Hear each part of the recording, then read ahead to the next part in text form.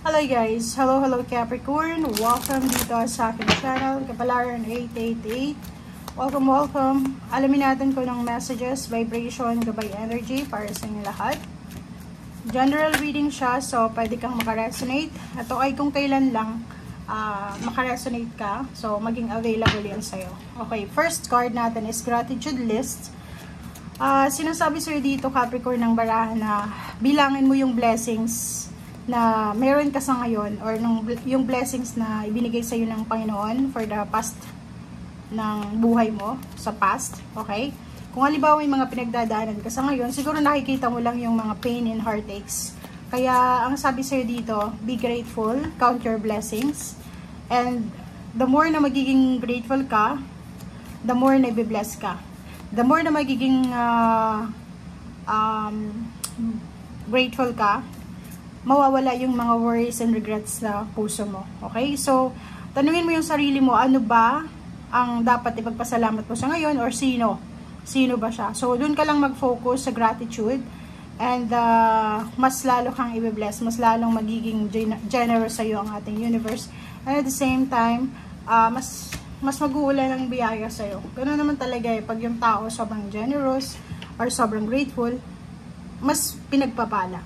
Okay? So, next card natin is sharing yourself. Yun, diba? So, parang sinasabi na, I am incredibly generous being. So, you're a generous person. So, yun. Ang message na to is resonated sa bawat isa, Capricorn, na maging generous ka, be grateful.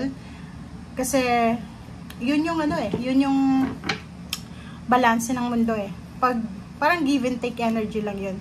Pag masyado tayong gahaman or masyado tayong selfish, syempre, ganoon din yung ibibigay sa atin. Parang kung ano yung ina-attract natin, ganoon din yung mangyayari. So, kung ina-attract mo is generosity, kung ina-attract mo is peace, compassion, and harmony, ganoon din makukuha mo. Okay?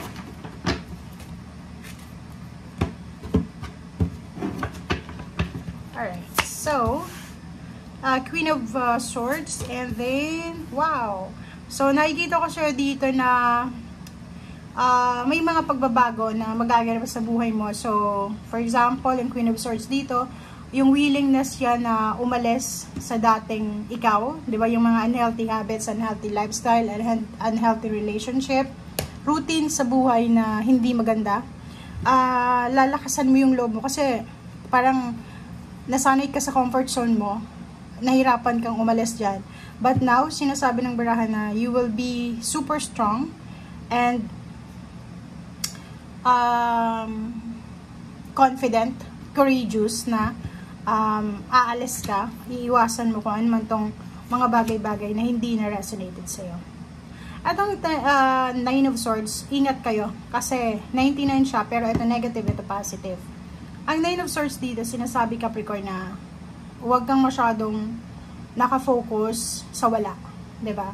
Kasi may Nine of Coins, pwedeng may financial success ka na may financial success na nangyayari sa buhay mo ngayon. But the problem is, nakafocus ka sa wala. Parang kulang pa rin. So, ingat-ingat ka kasi pwedeng mawala talaga siya. Totally mawala siya. So, kailangan mong ipagpasalamat. And huwag kang masyadong mag-iisip ng negative. Okay? Yun yung iwasan mo. O, yun, di ba? Judgment. Lumabas ka sa comfort zone mo eh. Kasi meron ditong biyaya, meron ditong financial wish ka na posibleng matutupad. And the problem is, yun lang, medyo yung iba is hindi nila appreciated kasi siguro wini-wish nila is million of pesos or million of dollars and then dumating is konti lang. So parang ganun. So like for example, nagmamanifest ng promotion sa trabaho tapos mataas na position pero yung binigay lang is yung nag-level up lang siya ng konti. So be grateful, be thankful. Lumabas ka sa comfort zone mo kasi makikita mo na grateful ay na blessed ka kasi minsan pag nakatingin lang tayo sa sarili natin, parang ang feeling natin, dehado tayo. Tayo na yung pinaka-weak, pinaka-mahirap, pinaka-least sa lahat. Pero once lumabas ka sa comfort zone mo, literal sa loob ng bahay mo, makikita mo na mas marami pang naghihirap kaysa sa'yo. Okay? So, yun. The World card. travel abroad, relocation, vacation, or any types ng transportation, communication, ang nakikita natin dito. Okay? So, may mga achievements kayo na posibleng darating. Pwedeng next year or pwedeng bago matapos yung taon ito. Okay? Page of Cups, kailangan mo maging kalmado. Okay? Kalmahin mo yung sarili mo kasi possible na magkaroon ka ng kaaway. Possible na magkaroon ka ng kadebate, kasagutan.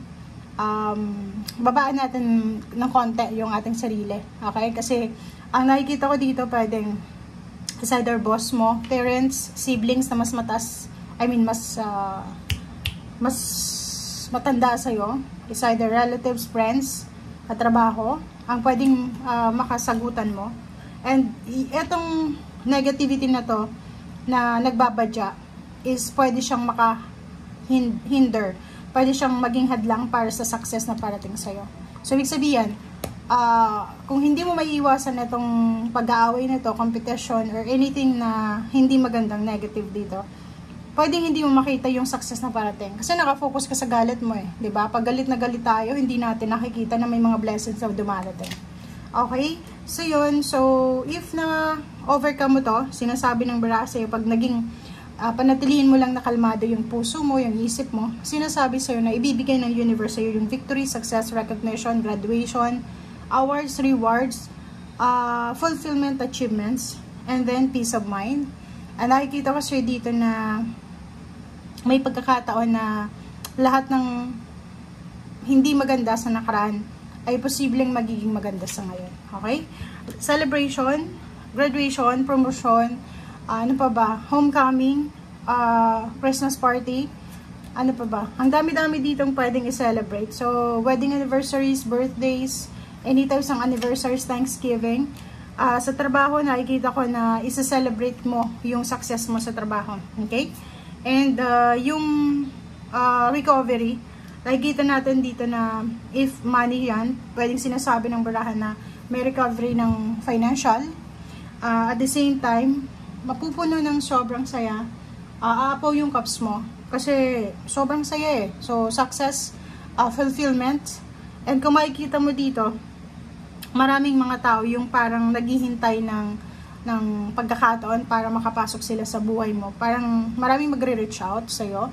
Ang problema lang is yung iba nakasarado na yung pinto nila. So, hindi nila masyadong napansin or mapapansin ito. So, mag-iingat ka kasi yun yung sabi ko sa kanina.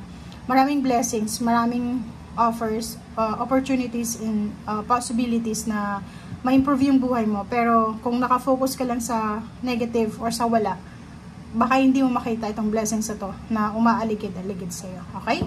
Thank you guys for watching. Bye!